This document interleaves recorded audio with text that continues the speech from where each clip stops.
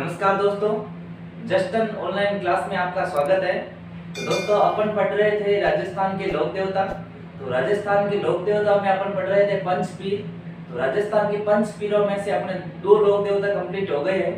पहले लोक देवता थे अपने बाबा रामदेव जी, उनके बारे में हमने बात की थी, बाबा रामदेव जी के बारे में। और दूसरे लोक देवता अपने थे गोगा जी चौहान। तो गोगा जी चौहान के बारे में अपने दूसरी क्लास में बात की थी। तो आज अपनी तीसरी क्लास है और तीसरी क्लास में अपन बात करेंगे पापू जी राठौड़ की, लोक देवता पापू जी राठौड़ की अपन बात करेंगे। उससे पहले एक छोटी सी शायरी के साथ अपन क्लास की शुरुआत करेंगे। खुल जाएंगे सभी रास्ते तुम रुकावटों से लड़ तो सही, कि खुल जाएंगे सभी रास्ते तुम रुकावटों से लड़ तो सही, सब होगा हासिल तुम अपने जिद पे अड़ तो सही, कि सब होगा हासिल तुम अपनी जिद पे अड़ तो सही। तो आज बात करेंगे लोक देवता पापू जी के बारे में। और लोक देवता पापू जी की बात करने से पहले दोस्तों अपन गोगा जी चौहान दूसरी क्लास में जो अपन गोगा जी चौहान के बारे में पढ़ा था, तो गोगा जी चौहान के बारे में दोस्तों एक महत्वपूर्ण पीछे रह गया था। देखिए दोस्तों, कोई इंसान अपने आप में परिपक्व नहीं होता है, तो अपना एक महत्वपूर्ण बिंदु रह गया था गोगा जी चौहान के बारे में। तो आज अपन पहला बिंदु गोगा जी चौहान का क्लियर करेंगे, फिर अपन पढ़ेंगे लोक देवता पापू जी के बारे में।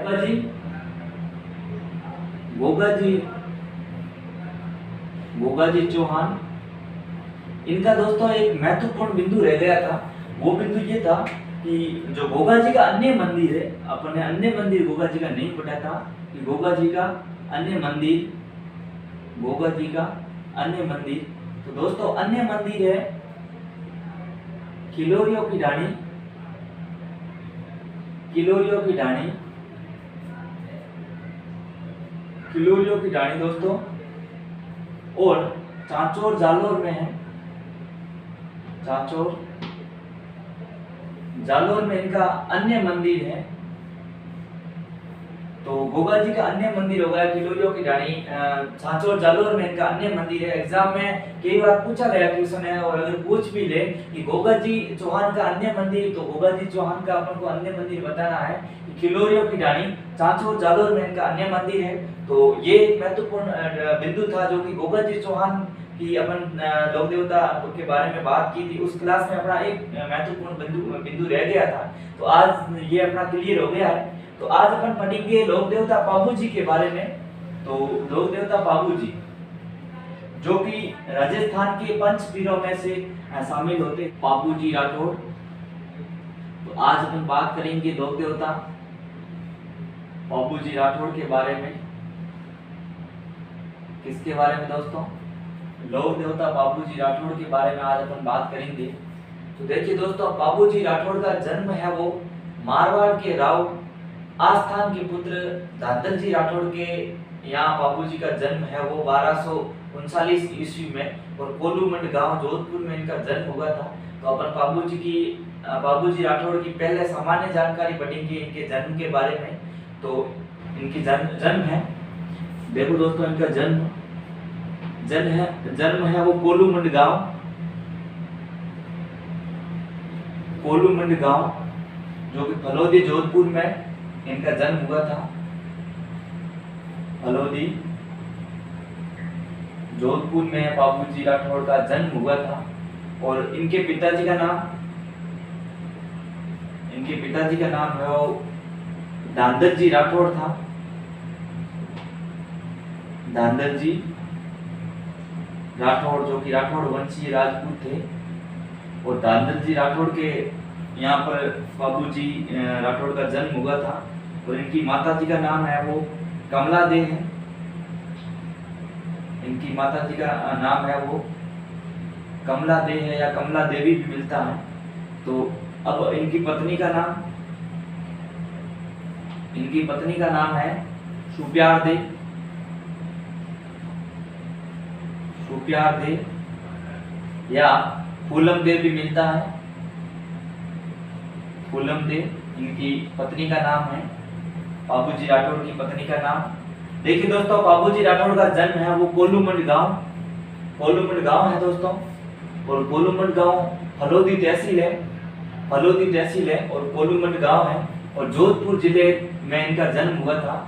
तो कोलूमंड गांव जोधपुर में पापू जी का जन्म है वो सन बापू जी का जन्म है वो सन 1239 ईस्वी में, 1239 ईस्वी में, 1239 ईस्वी में कोलूमंड गांव और जोधपुर, फलोदी जोधपुर में इनका जन्म हुआ था। कोलूमंड गांव है और फलोदी तहसील है और जिला जोधपुर है। वहां पर बाबू जी का जन्म है वो सन 1239 ईस्वी में। और इनके पिताजी का नाम है, और इनके पिताजी का नाम है धांधल जी राठौड़। धांधल जी राठौड़ इनके पिताजी का नाम है। और इनकी माता का नाम है कमला दे, इनकी माता का नाम है कमला दे। और इनकी पत्नी का नाम है सुप्यार दे, या कहीं कहीं पर फूलम देव भी मिलता है, फूलम दे, सुप्यार दे या फूलम दे इनकी पत्नी का नाम है। तो दोस्तों कहा जाता है कि जब बाबूजी का जन्म हुआ था उससे लेके मतलब इनकी गांव में, गांव कोलूमंड गांव में एक महिला रहती थी और उस महिला का नाम था देवल चारणी। क्या नाम था दोस्तों? देवल चारणी महिला का नाम था। चारणों में से एक महिला थी जिसका नाम था देवल चारणी। तो देवल चारणी के पास एक घोड़ी थी, देवल चारणी के पास एक घोड़ी थी जिसका नाम था केसर कालवी। और केसर कालवी घोड़ी देवल चारणी के पास थी। तो कहा जाता है कि बाबूजी जब सुप्यार दे से शादी करने, तो ये सुप्यार दे अमरकोट के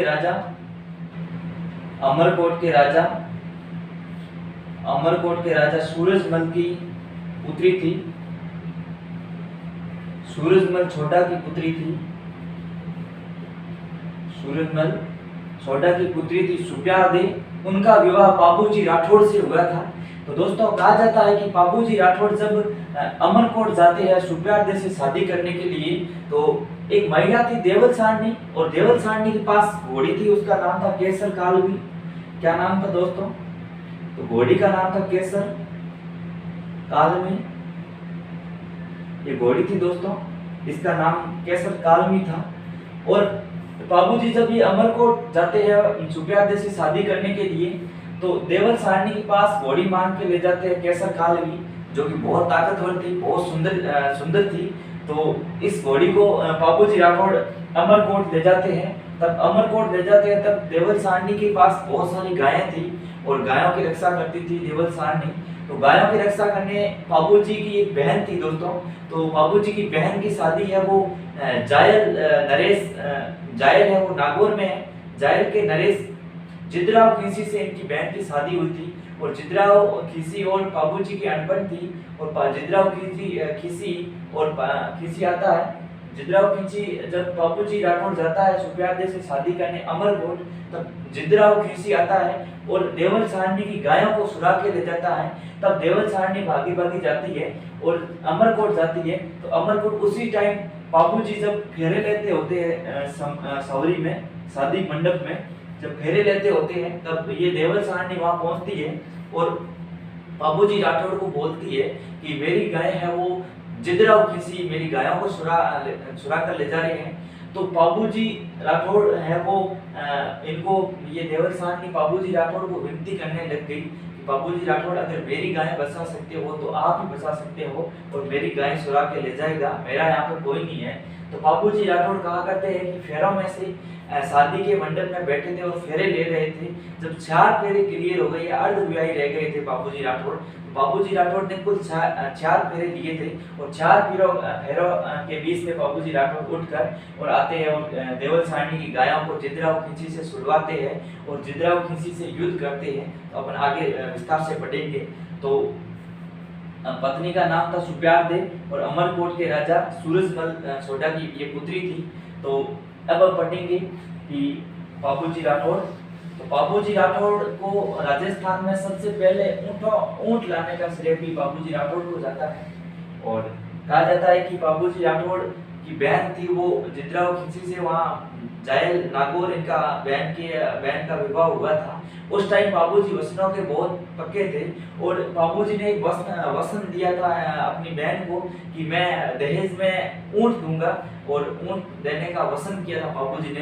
तब कहा करते कि पास में कोई ऊंट नहीं था, देखने को भी नहीं ऊंट था। तो बाबूजी जाते हैं सिंध प्रांत में, और सिंध प्रांत जाके बाबूजी ऊंट लाते हैं। तो कहा करते हैं कि राजस्थान में सबसे पहले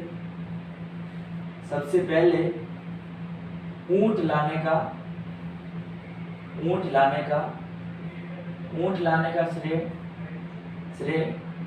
लाने का श्रेय बाबूजी राठौड़ को जाता है।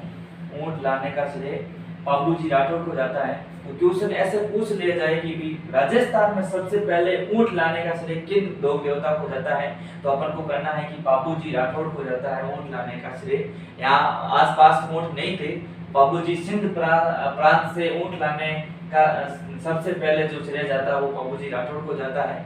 और अब हम पढ़ेंगे कि बाबूजी जो है वो ऊंट बीमार होने पर तो ऊंट लाके और रायका या रेबारी जाति को देते हैं।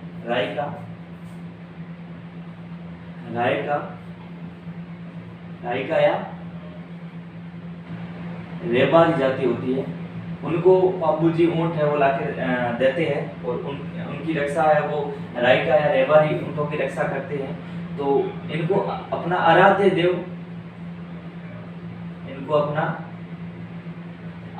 देव कौन, रायका या रेवारी जाति के जो लोग हैं उनको बाबूजी को आराध्य देव मान के इनकी पूजा की जाती है, आराध्य देव मानकर।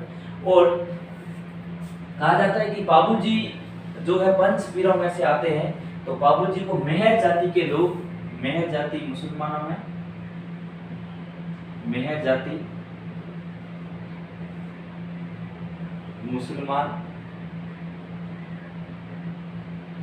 जाति के मुसलमान है वो बाबूजी को पीर समझकर पूजा करते हैं। बाबूजी राठौड़ को पीर समझकर मुसलमान, मेहर जाति के मुसलमान बाबूजी की पूजा करते हैं। और बाबूजी को जो हिंदू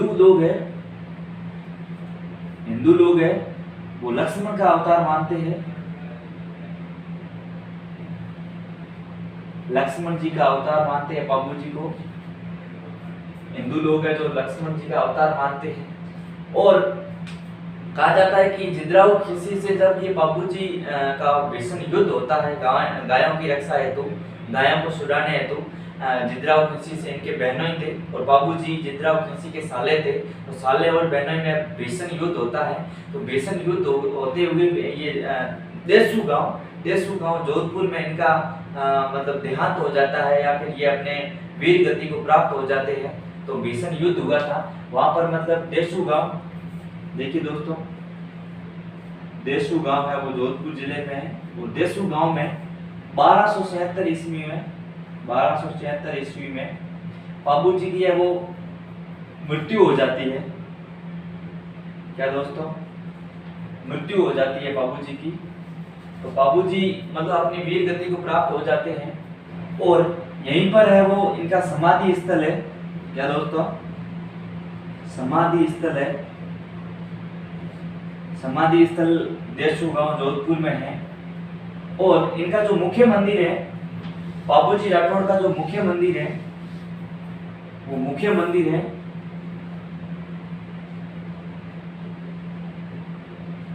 इनका जो मुख्य मंदिर है वो है कोलूमठ गांव में इनका मुख्य मंदिर है। और इनका प्रतीक है अश्वरोही।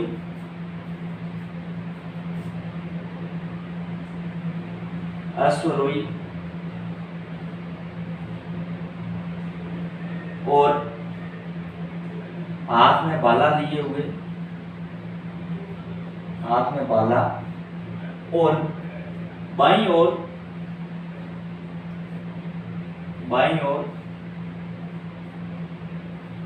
बाईं ओर झुकी हुई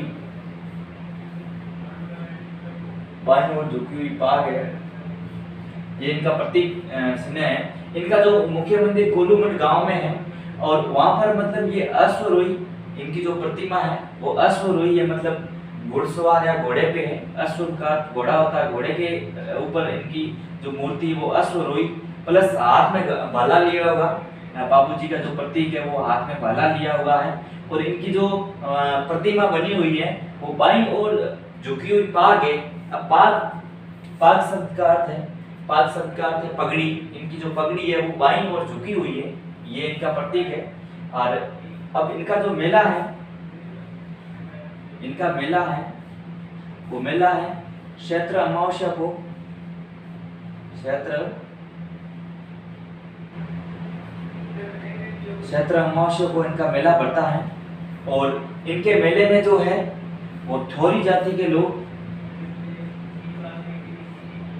ठौरी जाति के लोग या रेबारी जाति के लोग है वो, रेबारी जाति के लोग है वो थाली नृत्य करते हैं। इस मेले में थाली नृत्य करते हैं। इनका मेला है वो मतलब चैत्र अमावस्या को इनका मेला पड़ता है, चैत्र अमावस्या को इनका मेला पड़ता है। और ठौरी या रबारी जाति के लोग थाली नृत्य करते हैं इस मेले में। और बाबूजी को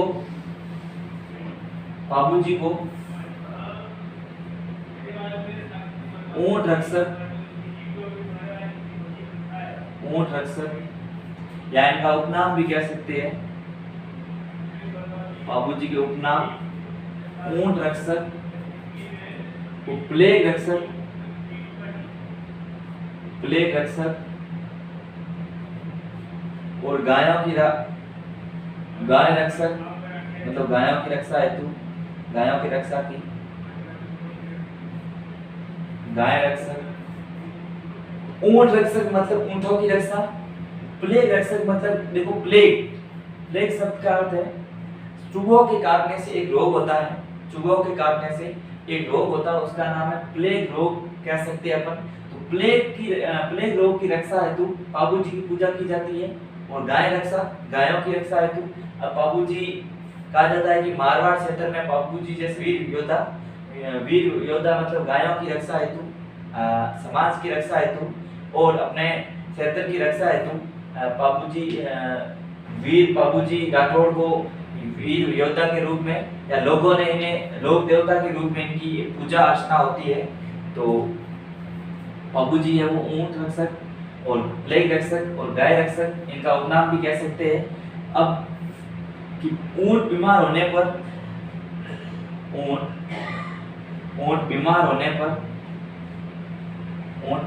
पर दोस्तों ये कई बार पूछा गया क्वेश्चन है एग्जाम में कि ऊंट बीमार होने पर किस लोक देवता की पूजा की जाती है,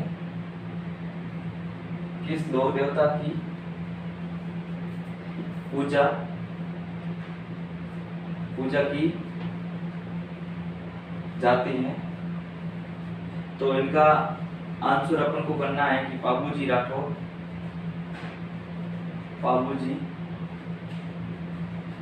की पूजा की जाती है ऊंट बीमार होने पर। एग्जाम में पूछ लिया जाए क्वेश्चन की ऊंट बीमार होने पर किस लोक देवता की पूजा की जाती है, अपन को सीधे एवं सरल शब्दों में आंसर देना है कि बाबूजी राठौड़, जब ऊंट बीमार होता है तब बाबूजी राठौड़ की पूजा की जाती है। और इनका जब मेला लगता है तो इनके मेले में एक फड़ वाची जाती है,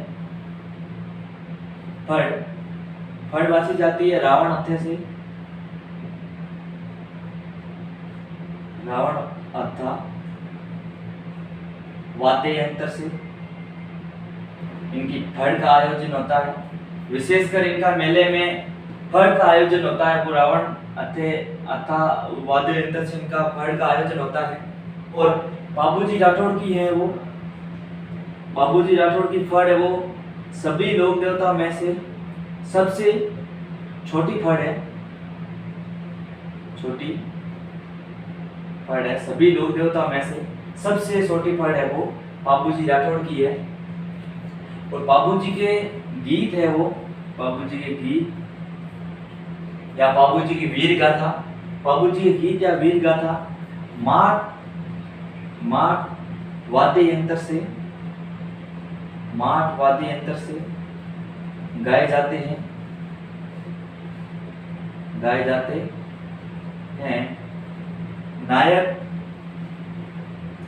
नायक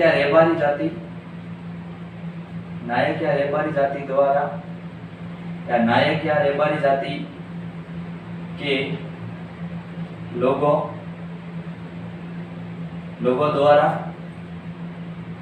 गाए जाते हैं। नायक या रेबारी जाति के लोग है वो बाबूजी का गीत है, वो माट वाद्य यंत्र से गाए जाते हैं नायक या रेबारी जाति के लोगों द्वारा। और बाबूजी जो वंश है या वंशज है, बाबूजी वंशज मारवाड़ के पहले राजा राव सिया के वंशज ये माने जाते हैं बाबूजी राठौड़। तो ये वंशज है राव सिया के वंशज माने जाते हैं बाबूजी राठौड़। और एक इनकी पुस्तक है, बाबूजी की पुस्तक है जो मारवाड़ के महान व्यक्ति हुए आचिया मोरजी, तो आचिया मोरजी द्वारा एक पुस्तक लिखी जाती है। और किसके द्वारा?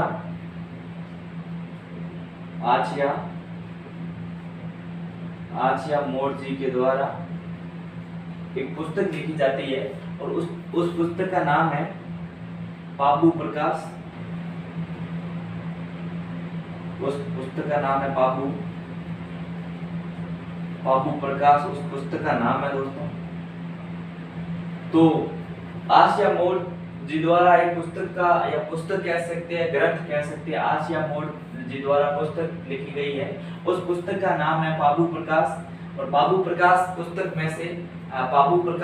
में लोक देवता बाबूजी की जीवनी का वर्णन किया गया है आचिया मोरजी द्वारा।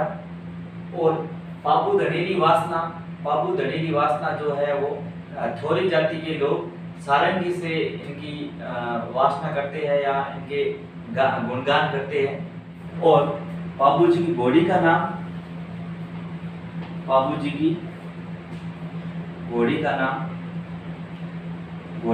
था केसर कालमी